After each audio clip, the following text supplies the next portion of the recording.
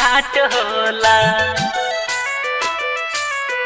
प्यार के मतलब ठाट होला। Music by Nooralam rap. गुलाब के फूल में जना काट होला। Music by Aditya. प्यार के मतलब ठाट होला। नया नया चढ़ल बा प्यार के भूत हो, कुछ दिन रुक भागे जाई तुहे लूट हो।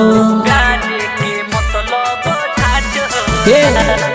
नया नया चढ़ल बा प्यार के भूत हो, कुछ दिन रुक भागे जाई तुहे लूट हो। धीरे धीरे दिलवा के बात होला।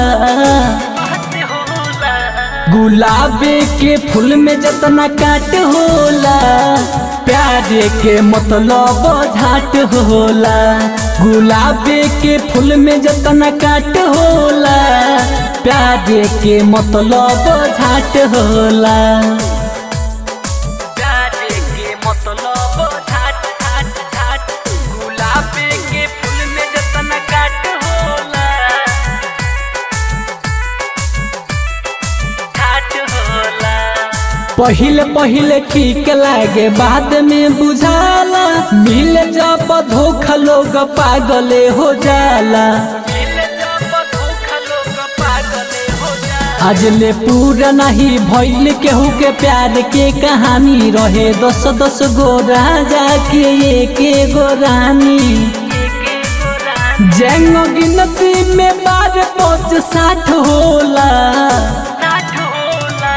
गुलाब के फूल में जतना काट होला, प्यार के मतलब झाट होला। गुलाब के फूल में जतना काट होला, प्यार के मतलब झाट होला। प्यार के मतलब ठाट। गुलाब के फूल में जतना काट होला, ठाट होला।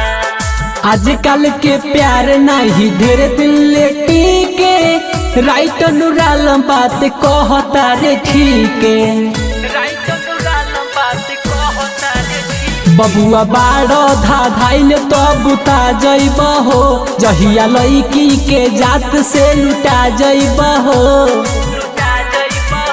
एमे सुनील जितेंद्र खाली घाट होला। गुलाब के फूल में जतना काट होला, प्यार के मतलब झाट होला। गुलाब के फूल में जतना काट होला, प्यार के मतलब झाट होला। Digital recording studio Motihari.